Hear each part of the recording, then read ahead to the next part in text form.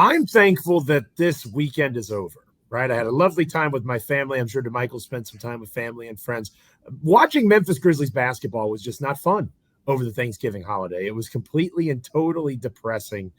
There's competing, and then there's the bottom falling out. And that is what it seemed to happen to the Memphis Grizzlies on Friday and Sunday against the Phoenix Suns and Minnesota Timberwolves. We're going to talk about that. Marcus Smart getting in the face of his teammates and more on this episode of Locked On Grizzlies. Let's lock in. You are Locked On Grizzlies, your daily Memphis Grizzlies podcast, part of the Locked On Podcast Network, your team every day.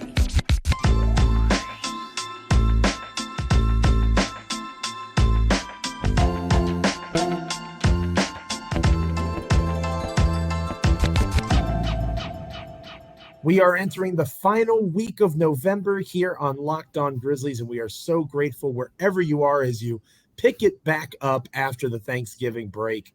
However much time you had off, it may not have been very much at all, but whether it was a day, a few days, whatever the case might be, we hope you got some rest, and we're thankful that you're with us here on Locked On Grizzlies. And again, we're thankful that we don't have to watch Grizzlies basketball for a couple of days, or at least I am grateful for that. Maybe Damichael Cole, the commercial appeal, will disagree with me here momentarily. I have a sneaky suspicion he could use a break for watching it live and in person there in FedEx Forum as well. Again, we are proud members of the Locked On Podcast Network, your team each and every day, free and available wherever you get your podcasts. Check us out on YouTube as well. Like, comment, rate, review, subscribe, all those fun things. This episode of Locked On Grizzlies is brought to you by PrizePicks, the easiest and most exciting way to play daily fantasy sports. Go to prizepicks.com/LockedOnNBA and use the code, all lowercase, LockedOnNBA for a first deposit match up to $100. Damichael, on this episode, we're going to talk Marcus Smart calling his teammates out, saying a lot of words that I'm not allowed to say. This is a family podcast, trying to bring some energy to the Memphis Grizzlies. Anthony Edwards noted the lack of energy in FedEx Forum on Sunday. Derrick Rose. Don't forget Derrick Rose pointed it out too. The fact that it is November 27th, right? This Monday after Thanksgiving, and the Grizzlies have yet to win a basketball game in FedEx Forum. Even though they've had 8 chances, they have lost more games to Michael at this point of the regular season than they lost all of last regular season. I believe they were 35-6 in the 2022-2023 campaign. They are currently 0-8 at home, the Memphis Grizzlies. So it was a tough weekend. Obviously, 2 tough opponents, the Phoenix Suns, the Minnesota Timberwolves. The nature of the show, we're not going to, we don't want to just read box scores to you guys, but Damichael was there in Memphis checking out both games as the beat writer for the commercial appeal there in Memphis, Tennessee. What are some general takeaways of yours from both contests? 2 blowout defeats for Memphis at the hands. Again, can't stress enough, Phoenix and Minnesota are 2 of the better teams in the Western Conference right now. Mm-hmm. But there's a difference between competing and getting embarrassed. And I feel like for Memphis over the weekend, it was more the latter than the former. There is a difference. And I'll start with the Suns game real quick because I want to get your input on something too. The Suns without Kevin Durant, without Bradley Beal, they still had Devin Booker, who, I mean, you've seen him the last couple games. And really he's been cooking. He's really been cooking. And that's what Taylor Jenkins said. He said he can cook. And he had a 40-point game against the Grizzlies and whatnot. But, okay, we all know Devin Booker was the best player on the floor in that game.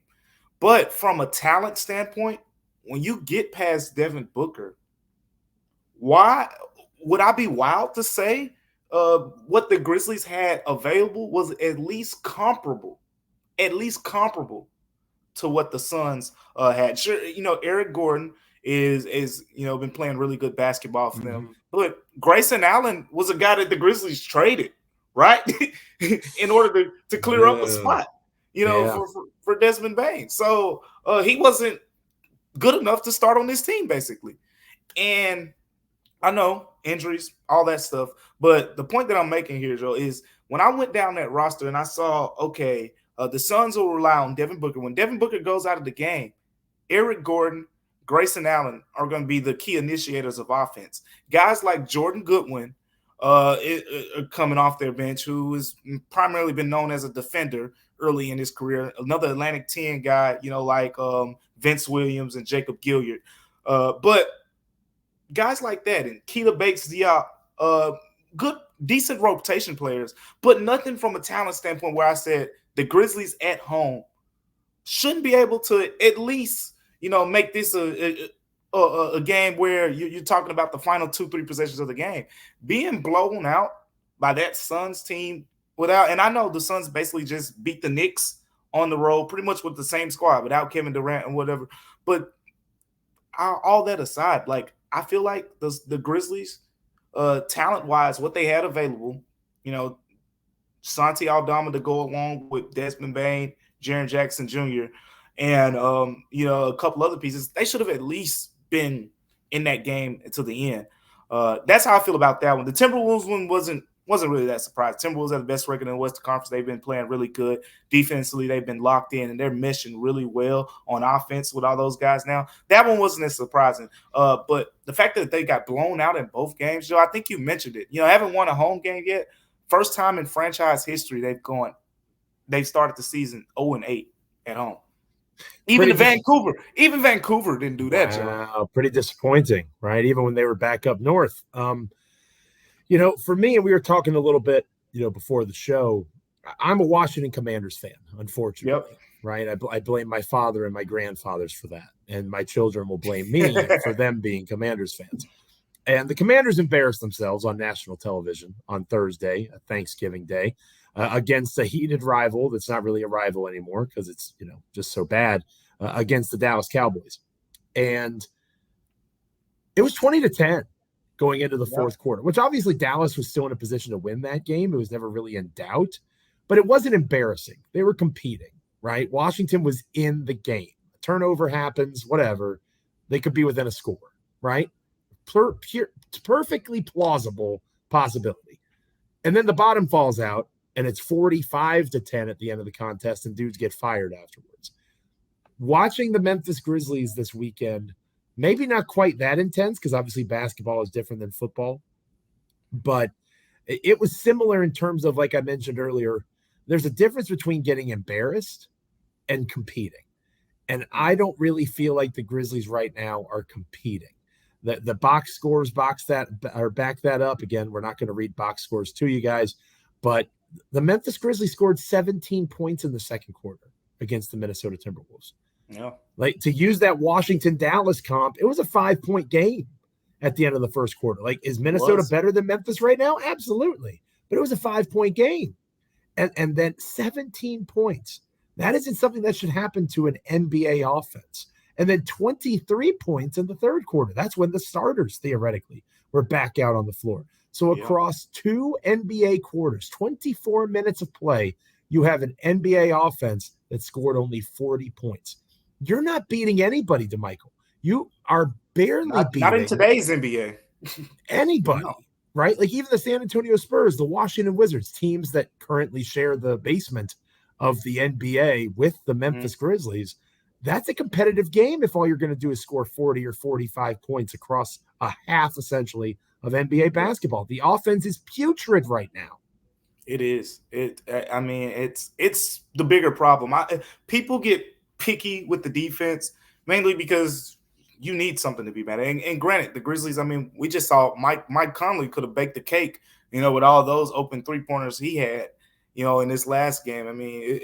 I guess that was like just a homecoming gift for him. It felt like, with all the open, he was wide open on pretty much most of his three-point looks, and I think he made 5 of them. But the point is, offensively, last 3 games under 100 points.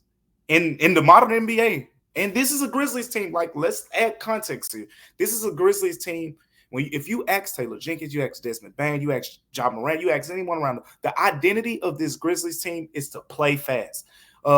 Sure, they'll play in half court, and they're emphasizing, increasing, getting better with the half court offense, but still, they want to get out and run. And right now, they're not. Teams know, hey, we get back on defense, we're good. All we have to do is get back. You stop the Grizzlies in transition, you have not much to worry about. You throw a trap at Desmond Bane, who struggled the last couple games, and just because they're throwing the book at him. And then Jaren Jackson Jr., when he drives the basketball, Joe, we talked about it 100 times. Teams can say, hey, let's double him, because he might make the right pass occasionally, but he's not going to do it, to the level, of many of the other big men like Joel Embiid, Nikola Jokic, Bam Adebayo as passers. He's not going to make you pay to the level of those guys when you throw the double teams at him. He's going to turn it over. He's going to get an offensive foul. He might travel, whatever the case may be. The point is, it's kind of not hard to guard the Grizzlies right now. You literally go into the game, you say, hey, throw a double at Desmond Bane, and when Jaren gets downhill, throw a double at him. He wants to go to his left hand, and boom, there you have it. If Santi Aldama has to knock down 10 3-pointers to give you a chance to win.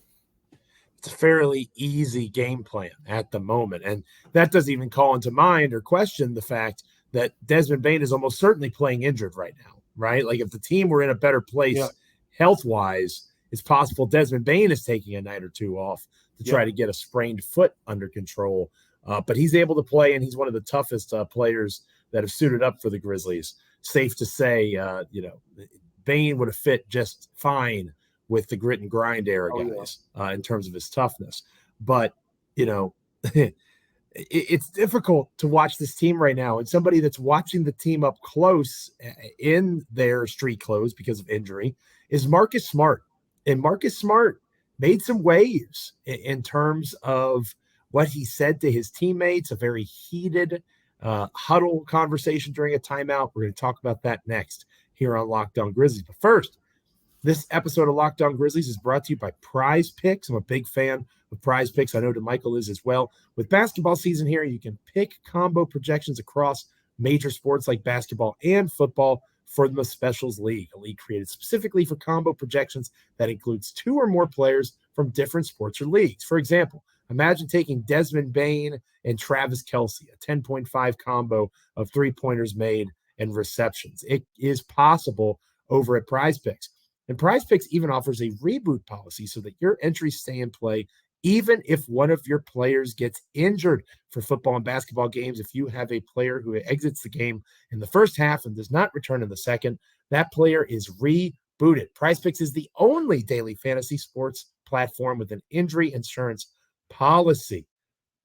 Go to prizepicks.com/LockedOnNBA and use the code LockedOnNBA for a first deposit match up to $100. Again, prizepicks.com/LockedOnNBA. Use the code LockedOnNBA for a first deposit match up to $100. PrizePicks, daily fantasy sports made easy. We are trying to get to the bottom of some comments in-game from Marcus Smart and some comments post-game from Anthony Edwards of the Minnesota Timberwolves. You're listening to Locked On Grizzlies. Stay with us. Welcome back to Locked On Grizzlies. I am Joe Mullinax of Bluff City Media. I'm a Memphis Grizzlies columnist for that website, hanging out with my co-host, my good friend, my partner in Grizzness, Damichael Cole. He is the Grizzlies beat writer for the Commercial Appeal. Make sure you're checking his work out over at the Commercial Appeal. Check him out on X at Damichael C. You can follow me on X at Joe Mullinax. Between Bluff City Media, between the Commercial Appeal, and of course Locked On Grizzlies, you've come to the right place for Memphis Grizzlies and NBA content consumption, whether it's on YouTube or wherever you get your podcasts. Damichael, again, you're there front and center just about for every game that the Grizzlies play at home. You also made the road trip as our folks that checked out the Thanksgiving edition of Locked On Grizzlies. You went out to Houston. So you've seen them play 3 games in a row. I think there's not many people that have a better perspective on this than you, except for maybe Marcus Smart, because he's there watching them every day. He's seeing them in practice every day. He's there in meetings, all sorts of things that you, even as an illustrious Grizzlies beat writer, are not privy to. He got into his teammates during a timeout at the end or close to the end of the Minnesota Timberwolves game, calling out their fire, using some expletives that we can't use on this family-friendly podcast. He was basically getting into them, accusing them of them being the Memphis Grizzlies of not having a ton of energy, of not having a ton of effort, a ton of fight.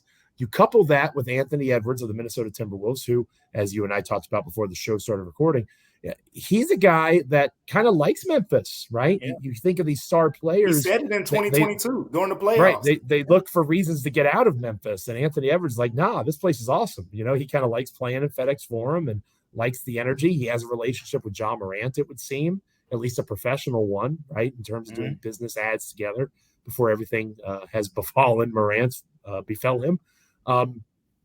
Between those two pretty heated things to say that have been making the rounds on Grizzlies X, and I know you wrote about it. I know Daily Memphian wrote about it. Other folks have written about it. Is Marcus Smart right? Like, is this general consensus about a lack of energy? Is there an apathy right now? It's hard when you're losing, but again, these are professional athletes. They should be giving the type of effort required each and every night. And Smart seems to think that maybe that's not happening right now. Yeah, and guess what? David Roddy said he's right. Desmond Bane said he's right. So this is just Marcus Smart on some one-off here, and his teammates are looking at him, like, what is he talking about or something. There is some validity in the locker room from, those thoughts that you just mentioned from Marcus Smart. But I mean, it's yes, I would say so. And here's where I am. The same things. Taylor Jenkins has pretty much been emphasizing the same things from 2-3 weeks ago. And granted, the players who are being put in those positions have changed, kind of throughout the season. Santi in and out the lineup, Xavier Tillman, Luke Kennard, Marcus Smart. The list goes on. But no matter who's been in, we're seeing, Taylor Jenkins say, hey, game plan discipline is important.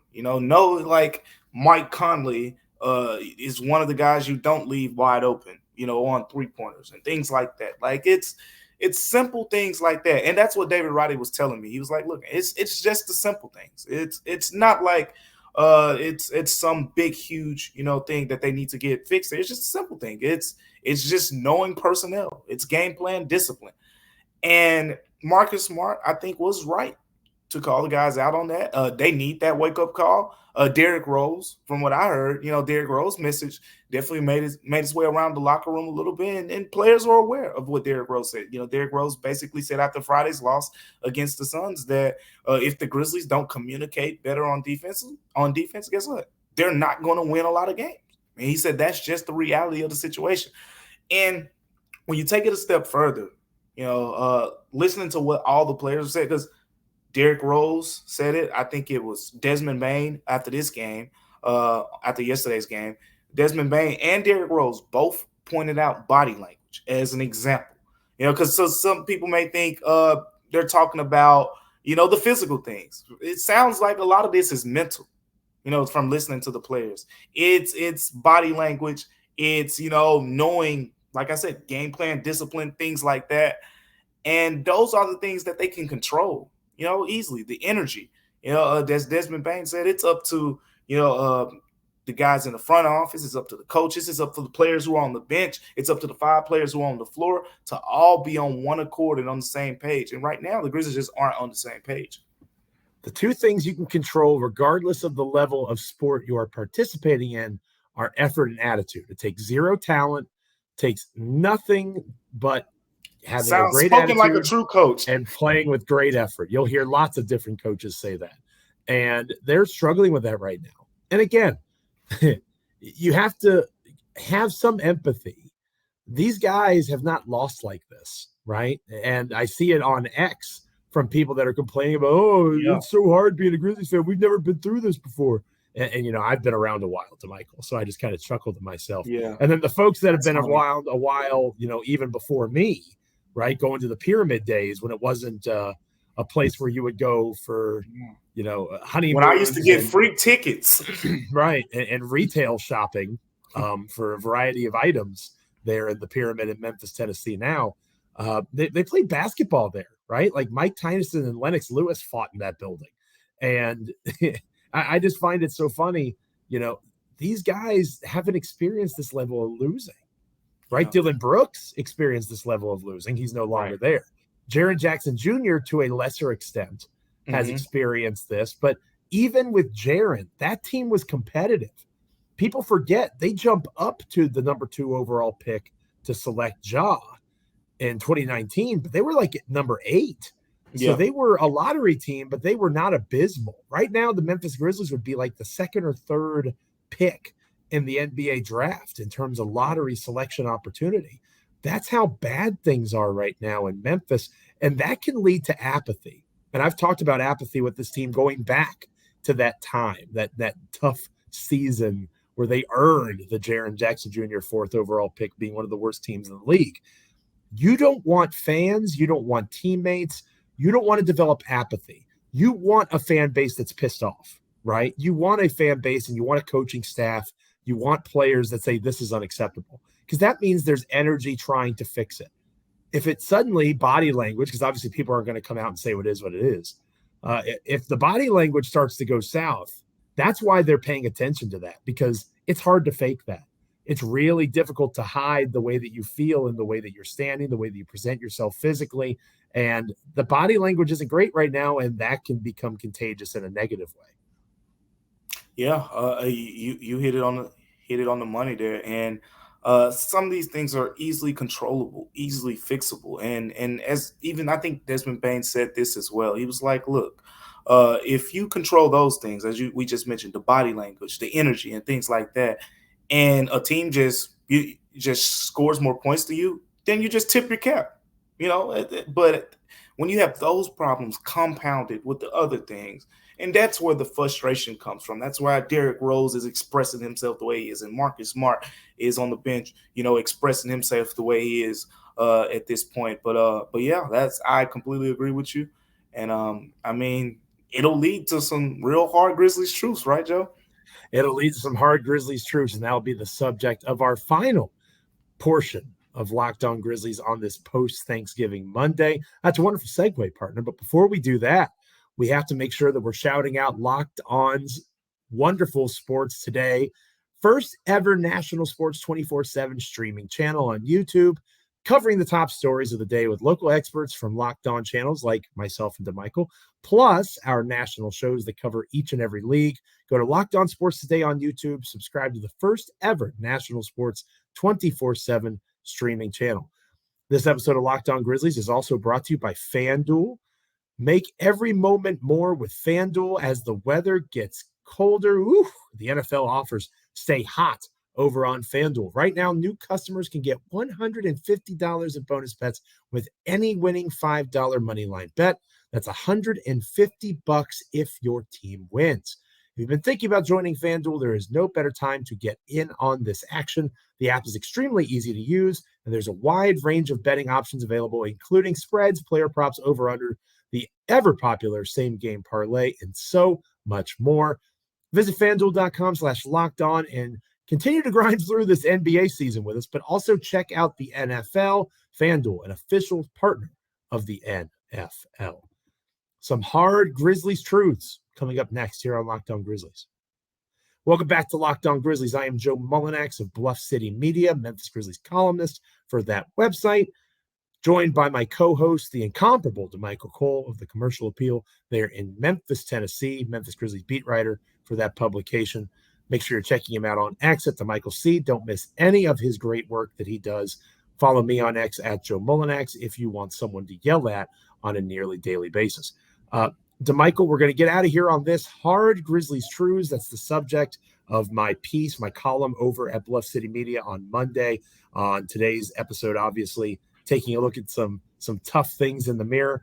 And in that piece, it's 2 truths and a Grizzlies lie, right? Right. 2 truths and a lie. You've probably played that game in the past. Yeah. You say 3 things, and people got to figure out what the lie is. Like, I'm a football coach, I have a receding hairline, and I was voted the 2023 sexiest man alive. Like, obviously, the receding hairline is the lie, right? That's a clear lie. But you get the gist. I'm sure most of our audience has played that game before. I do that for the Grizzlies, and the lie, spoiler alert, that I come up with, that I've talked myself into, is a fairly positive one. But I know, you got me excited, Damichael, before we started recording. You said that you wanted to get my live reaction to your hard Grizzlies truth. I don't know what you're about to say, so we're going to get some interesting content here. So we're going to start with you. What is your hard Grizzlies truth at this point of the season? Okay, well, I think we can agree that Desmond Bane is the number one offensive option right now. Oh, sure. Yeah. What if I said, right now it feels like Santi Aldama is a better offensive option. Oh no, than Jaren Jackson Jr. Now let me explain, because I know some people are going to hear that and say, Damichael, what in the world are you talking about? Mm-hmm. But I bring logic to the table every time I try to say something. You do. And here's the reality of the situation. Jaren Jackson Jr. is a better player. There's no doubt about it. Jaren Jackson Jr. commands more attention than Santi Aldama. That won't change. There is no doubt about that. So this isn't about, he's he gets double teamed all the time and all that. The point that I'm making here is Jaren Jackson Jr. shooting around 41% from the field right now. Jaren is 6'11". He's 250 pounds. And we have seen he's physically capable of dominating matchups and stretches. You go back 2 seasons ago, he shot 41.5% from the field, I think it was. Then last season, he jumped up to 50%. We thought he kind of turned, right? 41 to 50% is a huge jump for any position. And now he's right back down to the 41%.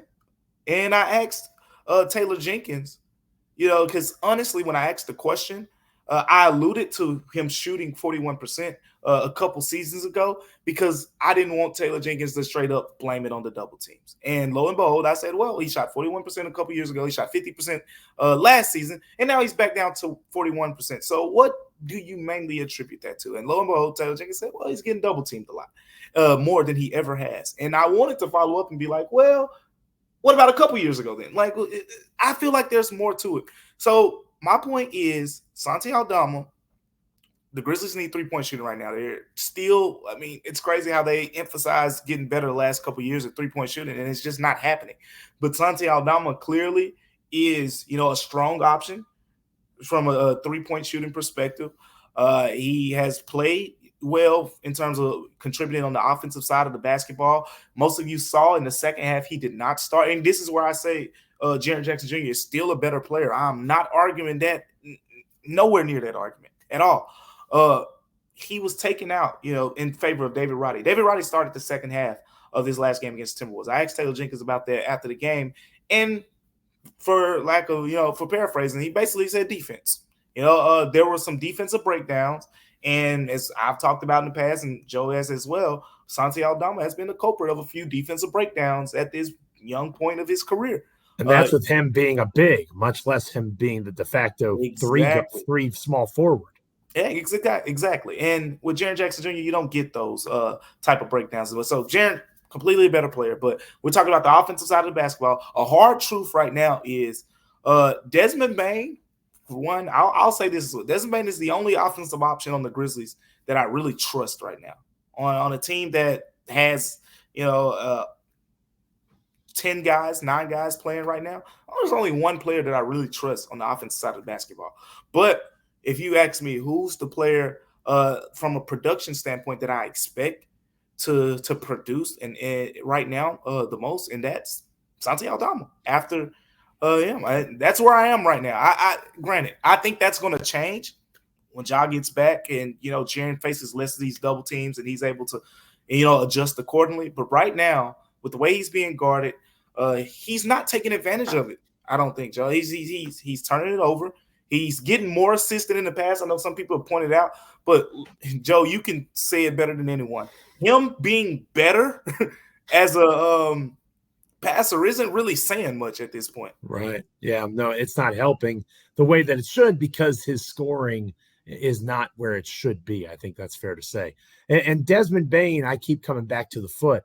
He's the focal point of opposing defenses and all of those sorts of things. But, I looked at the shot chart because I thought he was settling a lot against the Timberwolves. And they have Rudy Gobert, and they're pretty solid in terms of their paint defense. Desmond Bane did not shoot a single free throw over the last 2 games, and he only shot 1 attempt in the paint out of 16 shots against the Timberwolves. So He's not being aggressive. Jaren is having his issues, as you just detailed well. If those two guys are struggling, the Memphis is not going to win. If Santi Aldama is legitimately your second best offensive player, which I'm not disagreeing with you, if that's true, you're going to be a bottom 5 team in the NBA. That's just the reality of your situation. But we're going to end on a positive note here.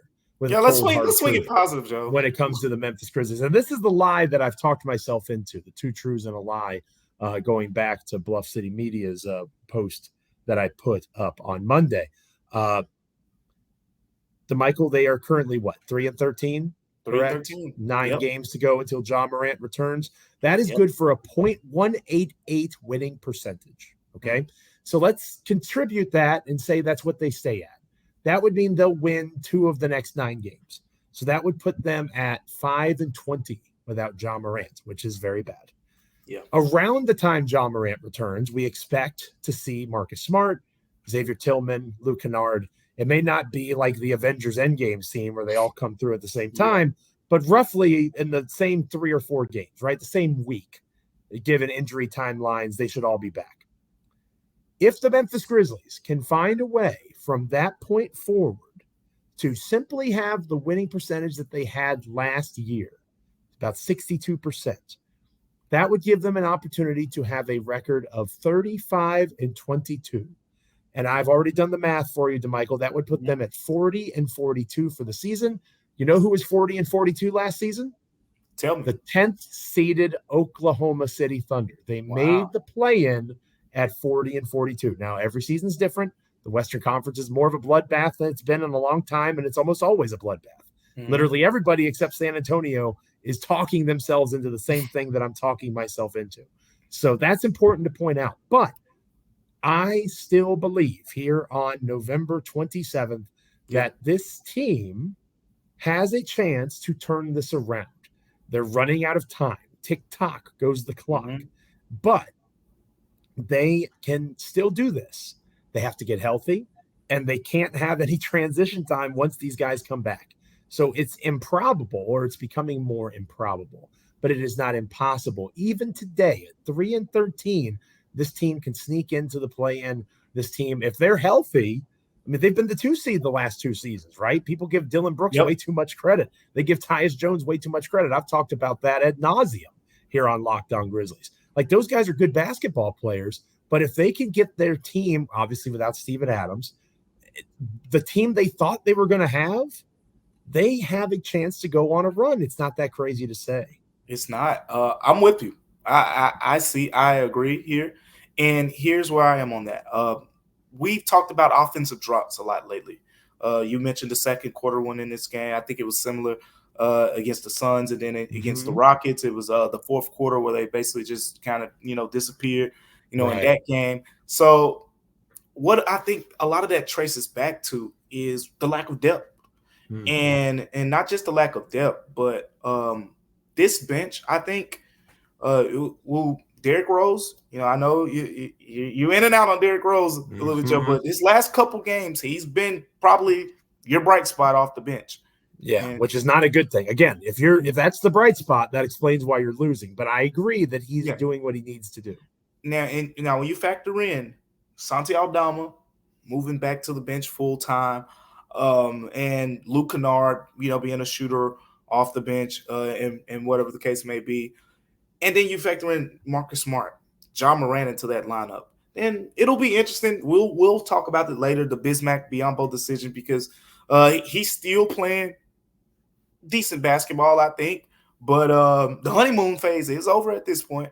It's over, and he there's a discussion that'll have to be had about if he will be on the roster, when Ja Morant gets back and whatnot. But I agree with you here. I think this team, when they get these guys back, everyone can just fall in position. That's what Marcus Smart, when he was healthy, he was talking to me. He was like basically saying, so many guys are playing different positions. And Desmond Bain basically said it to me yesterday. These guys are playing positions that they didn't expect to play. You go into the preseason and think about it. The Grizzlies practiced for 2 weeks, intense training camp practices, expected things to be one way. And then lo and behold, Zaire Williams is playing a lot of point guard yesterday. Like, who saw that coming? Like, of course, there was talk about him being on the ball a little bit more in secondary playmaking role, but yeah, it's just a little bit. It's a little different right now, and I agree with you. I think from a talent standpoint, they'll match up better with these teams, and then there will be just a trickle down effect. You know, Desmond Bain won't see traps. You know, when John Morant is on the floor, he'll get more open looks. And then same thing with Jaren Jackson Jr. Those double teams that he's seeing a lot of right now. Marcus Smart, if you look at his 3-point shooting numbers overall, he hasn't been a great 3-point shooter with the Grizzlies this season. But if you look at his catch and shoot, he is shooting well. You know, he is shooting very effectively on catch and shoot opportunities. So imagine, you know, when you have John Morant getting downhill and all those things. And I think it makes for pretty much a different situation for the Grizzlies. Memphis Grizzlies organization, Memphis Grizzlies fans, they are in the desert right now. They just want a drink of water. Hopefully it comes, but it might be a little more time before they get that opportunity to get that quenching starting lineup where John Morant and Marcus Smart. And it finally looks the way it's supposed to, right? And again, even with Steven Adams, we mentioned him a little while ago, a week into training camp, that guy was playing preseason games, right? So there's all sorts of different things that have befallen the Grizzlies this season and reasons they are where they are. Don't lose faith just yet. It's not even December, right? I'm usually Mr. Call Me at Christmas. By the time Christmas time comes around, John Morant will have played maybe 1 or 2 games. So we have a little bit of time. Time is running out, though. However, thank you so much for checking out Locked On Grizzlies wherever you are, whether you're on YouTube, wherever you get your podcasts. Like, comment, rate, review, subscribe, all those fun things. Make sure that you are checking out Locked On Sports Today, the first ever national sports 24/7 streaming channel on YouTube, covering the top stories of the day with the local experts of Locked On, plus our national shows covering each and every league around the wide world of sports. Go to Locked On Sports Today on YouTube and subscribe, to the first ever national sports 24/7 streaming channel. We have a couple of days until the next game, partners, so lots of fun things that we can dive into on the next episode of Locked On Grizzlies. Should be a chance to maybe do even more of a post-mortem of the past weekend, focus on the things that they're really struggling with. Maybe give Derrick Rose some flowers and try to find ways they can, again, we can keep longing for what's happening 3 weeks from now, but they've still got, 10 games to get through without John Morant, basically. Yeah, and you know what else, Joe? I think people want to hear our stance on Taylor Jenkins. We haven't said too much. You know, we've talked about the situation, but I think it's almost time for us to let the people know how we feel about the situation with Taylor Jenkins.